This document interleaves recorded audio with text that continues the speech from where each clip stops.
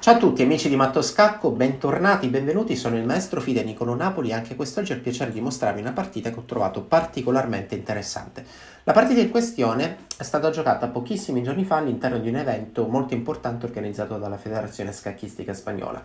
Con i pezzi bianchi abbiamo il giovane maestro internazionale Ángel Espinosa, mentre con il nero un grande maestro cileno, abbastanza conosciuto un po' in tutto il mondo per la sua capacità di giocare partite veloci, partite rapide, partite blitz, quindi con pochi minuti sull'orologio, di nome Rodrigo Vázquez.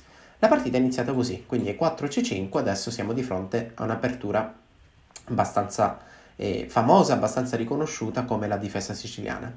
Una mossa abbastanza comune da parte del bianco è la risposta con cavallo F3.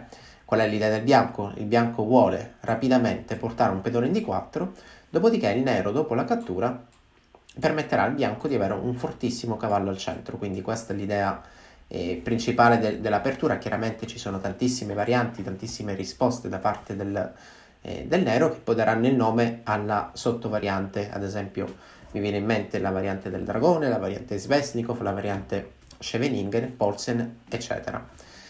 Un altro consiglio che vi do, un'altra informazione importantissima, è che qualora il bianco riesca a portare due pedoni al centro, il nero deve inevitabilmente eliminare uno dei due, altrimenti c'è sempre il rischio di restare a corto di spazio.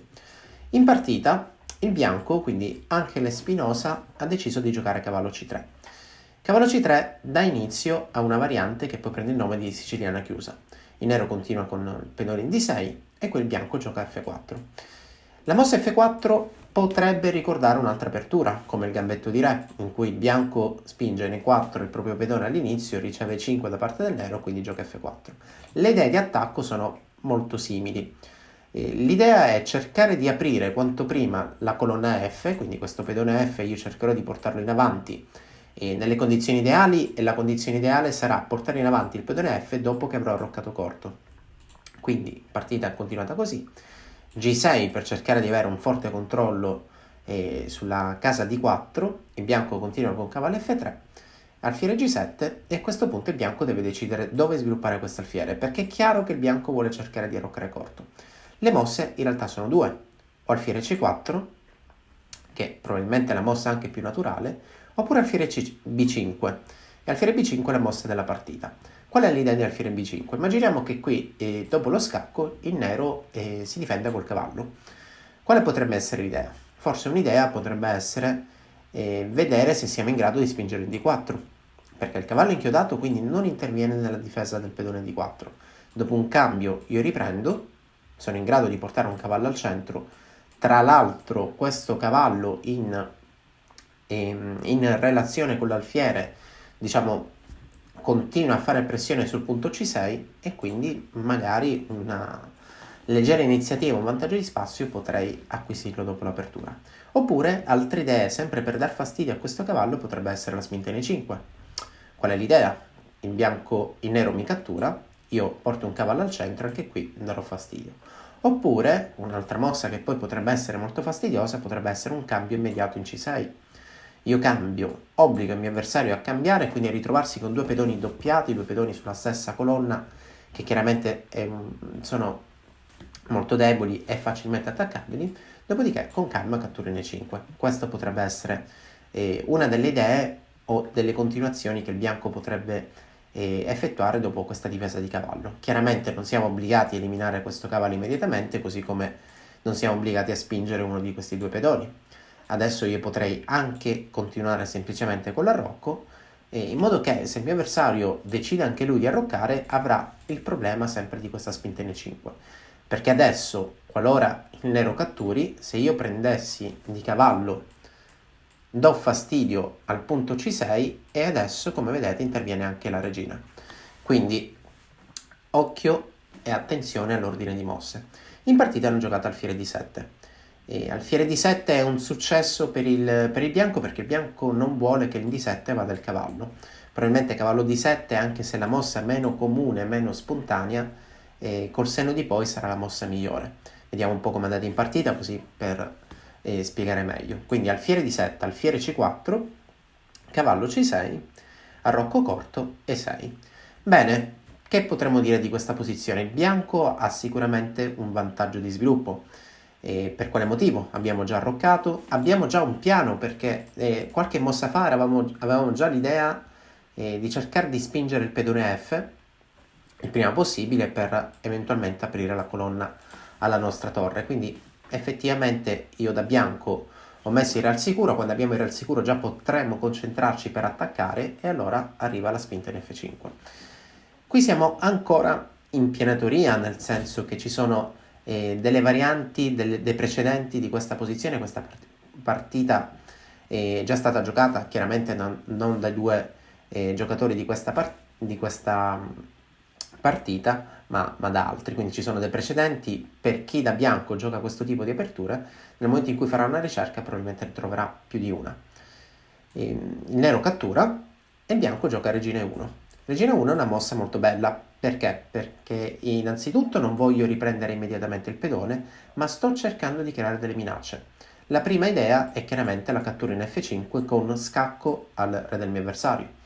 Se il mio avversario catturasse in E4, io facendo pressione su E4 e sul possibile attacco al re del mio avversario, magari catturo il pedone centrale con il cavallo. Qual è l'idea? Occhio, perché voglio mangiare il pedone in D6. Quindi una mossa come regina 7 sembra che effettivamente evita entrambe le minacce, perché la regina si interpone tra il possibile attacco della regina bianca e del mio re e difende il pedone. In realtà no, perché io catturo il cavallo con il mio cavallo il pedone in D6, scacco, la regina nera è inchiodata perché dietro di lui si trova il re e questa è una posizione senz'altro molto... Se intendi migliorare la comprensione del tuo gioco, allora vienici a trovare all'interno dell'Accademia di Matto Scacco. Facile da gestire per il bianco. Adesso quando questo re si sposterà io semplicemente cattura F7 con successiva cattura della torre avversaria. Allora torna indietro, quindi regina E1 già è una mossa che sta creando dei problemi, cavallo E7 è la mossa della partita, a questo punto D3, e prima di arroccare, perché solitamente dopo l'arrocco arriva un piano molto, molto forte, efficace per il bianco, che è questo.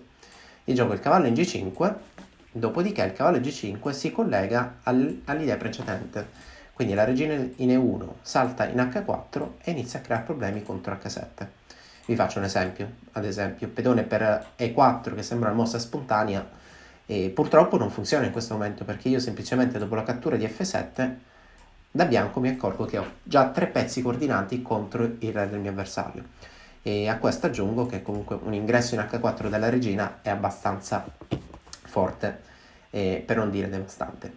E allora qui il nero ha giocato cavallo E5. Qual è l'idea? Cercare di mantenere un contatto con la difesa in F7 ed essere pronti a eliminare il nostro alfiere bianco in C4. Il bianco continua con pedone per F5, cavallo per C4 è chiaramente la mossa più spontanea, però qui in realtà c'è una trappola e la trappola si crea così. Questa posizione vi dico che è già vinta per il bianco. Il grande maestro Rodrigo Vasquez è caduto in una trappola creata dal giovane maestro internazionale spagnolo. Ok, F6 è una forchetta perché questo pedone chiaramente attacca 2 pezzi. Ovviamente se arrocco catturo qui, continua la minaccia di attaccare 2 pezzi, quindi andrò in vantaggio materiale. Qualcuno dirà, ok, beh, F6 da chi è difeso? Da nessuno, allora sono in nero, lo catturo, vediamo un po' che succede. Effettivamente è andata così la partita, però qui c'è una risposta fantastica. Il cavallo bianco magicamente salta in D5 e occhio perché sto minacciando la cattura in F6. Adesso il problema quale sarà? Se questo alfiere si sposta, così come è andato in partita, in realtà ho 2 continuazioni che già mi soddisfano, perché una potrebbe essere questa. È chiaro che a rocco corto non è possibile, altrimenti io catturo in E7 col mio cavallo dando scacco e quindi ho guadagnato un pezzo. E l'altra continuazione che è ancora più bella e più affascinante è questa qui, che poi è stata anche la mossa della partita. Quindi sto portando 1, 2, 3 pezzi in attacco. Attenzione, c'è anche il cavallo che non è difeso e qui i pezzi del bianco sono già coordinati tra loro. Il bianco è riuscito a creare armonia tra i suoi pezzi. E chiaramente una mossa come alfiere 6 che toglie di mezzo l'azione della regina bianca non avrà un gran successo, perché io potrei semplicemente catturare qui. Attacco la regina del mio avversario, quando lui si sposta Tra le tante avrò anche questa possibilità: scacco in F6, attacco re, attacco regina, ti obbliga a catturare, quando io ricatturo ti attacco la torre, questa torre verrà spostata o difesa e poi ti catturo il cavallo. Bene, contiamo i pezzi, anche qui il bianco ha un pezzo in più con attacco, iniziativa contro il re nero. E allora diciamo che dopo alfiere G5 bisogna cercare un'altra strada, che poi è stata cercata anche in partita, e il nero ha considerato cavallo 5 come la migliore risposta. A questo punto il bianco continua così: alfiere cattura cavallo e la regina sotto attacco, la regina si sposta e alfiere F6. Alfiere F6 è una mossa molto bella perché toglie il contatto tra l'alfiere in G7, che è il difensore, del cavallo in E5. Dopo un possibile cambio io riprendo di cavallo sempre con scacco, e qui la posizione crolla rapidamente. Per quale motivo? Immaginiamo che possa andare così: io ti catturo al centro, tu mi prendi, ti catturo l'alfiere, ti obbligo a riprendere l'alfiere, a questo punto porti in avanti anche la torre. Ok, magari non ci sarà matto, però è chiaro che il re del nero è abbastanza scoperto, il bianco è già pronto a coordinare tutti i suoi 3 pezzi pesanti, quindi le 2 torri insieme alla regina, contro il re avversario per cercare di dar matto. Ad esempio su re 6 mi viene in mente che regina F2 probabilmente è il modo migliore per creare ulteriori problemi. Dunque in partita, tornando indietro, dopo alfiere F6 è stata effettuata la mossa forse più sicura o più saggia, quindi togliere il re dai problemi che potrebbe avere al centro, quindi a rocco corto. Però arriva regina H5, quindi tornando tantissime mosse indietro, quel piano con regina E1, regina H4, ok, mi sa che prima ho detto H5, no, in realtà è regina E1, regina H4, torna a essere un piano abbastanza forte, perché adesso dopo la regina che va in H4 arriverà anche il cavallo, quindi attenzione alle mosse. Qui c'è anche un gioco spettacolare che potrebbe continuare così: il cavallo bianco salta in E7, il re si sposta, e poi di tattica ce n'è parecchia. Adesso faccio una mossa casuale soltanto per mostrarvi che idee in realtà voglio o posso anche creare, perché dopo A6 una continuazione potrebbe essere anche questa: scacco, lui si sposta, e se voglio potrei giocare così, minaccio matto. Forse, ed è chiaramente da approfondire, ci sono anche mosse fantastiche e impossibili, tipo questa. Qual è l'idea? L'idea è che questo alfiere è inchiodato sulla diagonale del re, quindi la regina in H6 non la attacca più nessuno. Ok, e collegandomi su questa idea, ovviamente, magari in una posizione del genere, una mossa invisibile, che è questa qui. Quindi mi ricollego all'idea precedente che vi ho mostrato. E qual è la minaccia? Io sto minacciando matto in una, voglio catturare l'alfiere in G7 con matto. Se tu mi catturi, invece, avrò l'ingresso di cavallo con matto, coordinazione tra pezzi leggeri che intrappolano il re nero. Allora, come vedete, questa è una posizione a dir poco fantastica. Se la minaccia è entrare qui in E7, non c'è di meglio che tornare indietro col cavallo nero per evitare quell'ingresso.